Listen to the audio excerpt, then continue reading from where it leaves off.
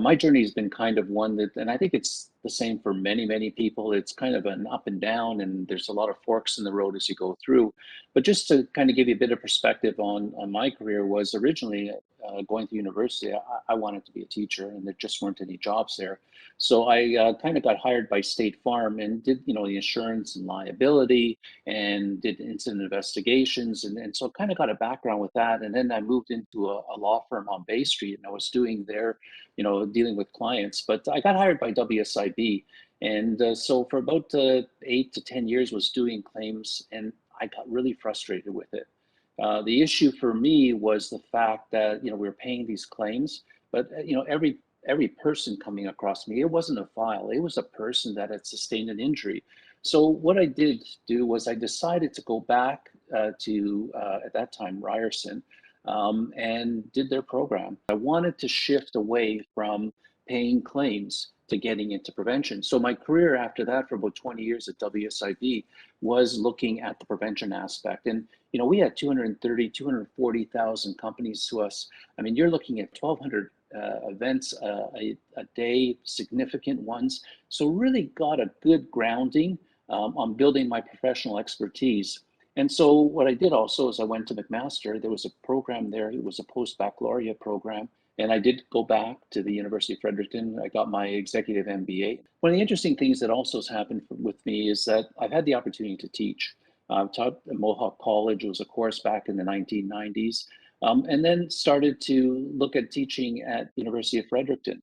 And I also teach at the University of Toronto at the School of Continuing Studies. And that's how I kind of progressed from my academic and professional experience.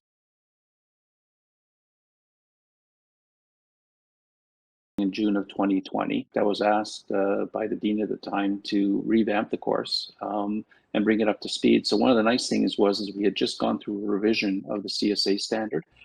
So it was an opportunity to integrate the CSA standard into the course that we have.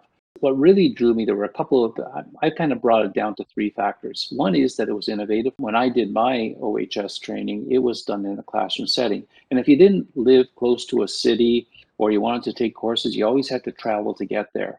That really comes to the next point, which was that accessibility.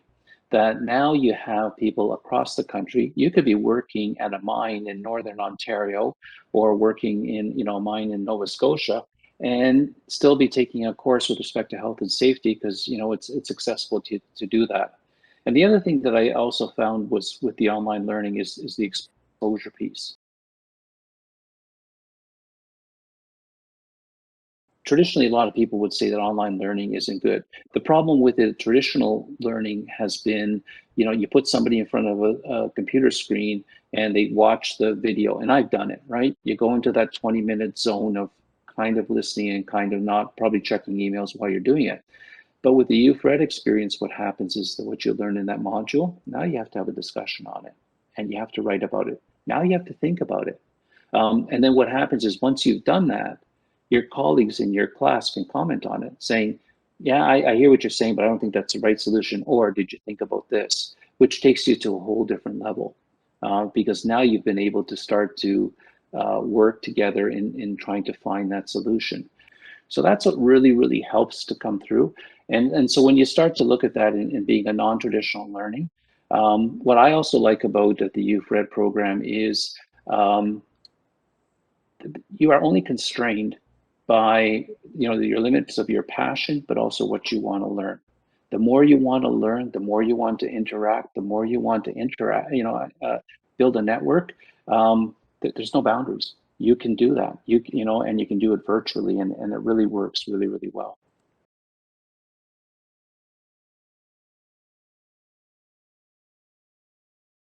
There are no boundaries. You're not bound by your location. You're not bound by your geography. You're not bound by your industry. So if I'm in mining and healthcare has a good solution, isn't it better for me to learn what healthcare is doing that I could take to a mining situation that all those guys in mining that they've been doing for the last 30 years said we can't find a solution to that problem? Traditional teaching has been, well, learn the regulations in your province. Well, but if Manitoba has a better standard on, say, confined space, I should learn that. not the one that's in Ontario or the one that's in Nova Scotia or in Newfoundland, because what is the best one? A confined space, in every location is the same thing, but how we deal with it, and that's really an interesting element with respect to our courses, is that we don't get into the legislation. We talk about it, but what we do talk about is the best practices and how do you get to the best solution for that workplace. And it gets you outside of that traditional boundary of, well, the regulation says you have to do this. Well, maybe not. Well, maybe that won't work in our workplace.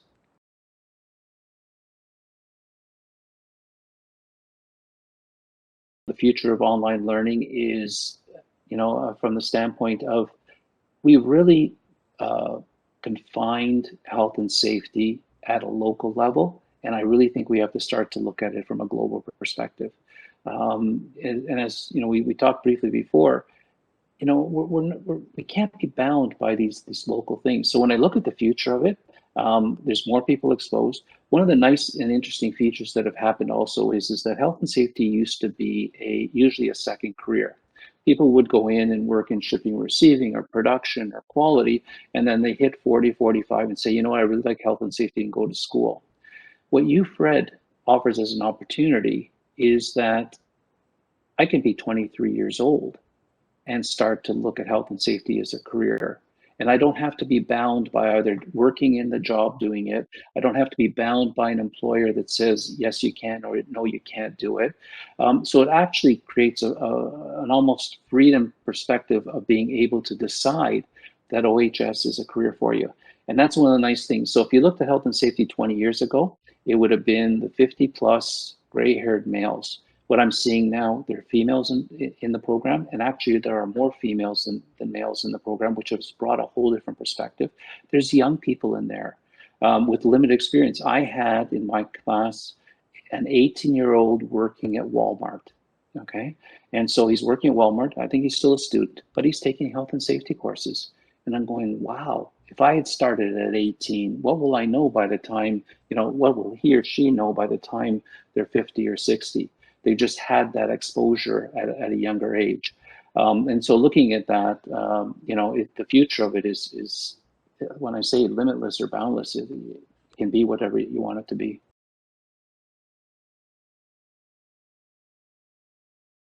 The UFred platform has been very, very effective. The interaction of students. So in my course in 4 weeks, there are 15 deliverables. There are 12 discussion items, and there's 3 papers in the period of 4 weeks. And one of the issues, and I do read the comments that my students give me, and one of the things is that, it's really taught me that I have to manage my time. And I say to my students, I say, when you look at it, if you can't manage an investigation and get it done in a timely manner, you're not going to be successful. And the same way with a course, you know what the parameters are, you know what the outcomes are going to be, and you know what your time frames are. You need to start to plan that way. So when you look at the soft skills that people leave with in this course, it's heavy.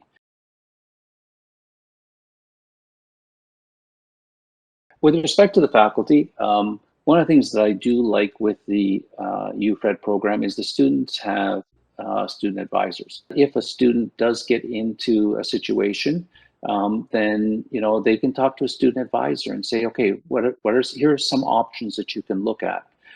I really try to be consistent with the students. I try to teach them consistently from the standpoint of giving them, they all have the same time period. They still all have the same outcomes and they have to get there. I will help you along the way, but you need to then now start to make some decisions as to how you move forward. And that's going to happen in health and safety. For me, working with the faculty, in moving that forward, it's been very interesting. I took the UFred EMBA program, so I saw some of the profs from that perspective. So I learned from there, and I learn every day. That's one of the perspectives of education is I could be sitting in a faculty position with my students, but also I sit in a position of I'm also a student of learning. I'm learning every day when I'm having those interactions. And sometimes somebody will say something and you kind of shake your head and say, "No, I didn't think of that." Good point. And sometimes you get some points to go, "Well, person's really way off." But how do I help them to understand and how do I bring them back in? So that's where the interaction with faculty has been good.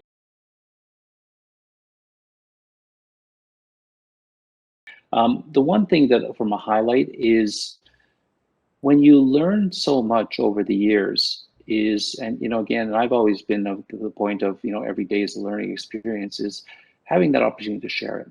But the other thing to highlight of teaching at UFred is this.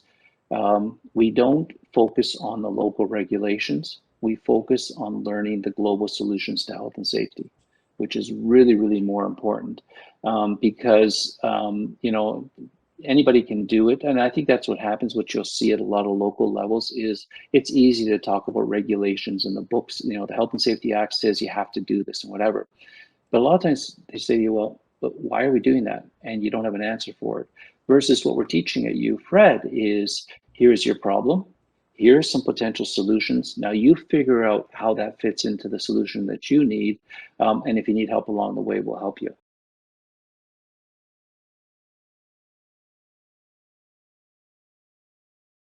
I've just finished editing a book, third edition of an incident investigation techniques book that is coming out in June of 2023, 22. Yeah, so I had a chance to do that and to review the edition, update it. I actually put the CSA standard in it. It's actually an American text. So what I like about it is we're putting that little maple leaf on the front part of it from a Canadian solution. I believe in health and safety. Canada has some of the best and leading practices that others don't have, so we could highlight that. There's also some work going on with respect to sustainability, and so I'm doing some work on there and we'll be working on a book to look at how health and safety and sustainability come together. Another piece that's exciting is working with Minerva Safety Education in Canada. It's the only organization in the world where we're taking health and safety education to the professional schools of business, engineering, and we're taking it now to other faculty. And now I'm going back to do some work with the chemistry industry with respect to responsible care, which is sustainability. It's been around for years. It's a Canadian solution. It came out of the 1980s after Bhopal, where the industry said, we have to work together as an industry in health and safety and move forward. So that's kind of going on there. And I'm looking at my next step.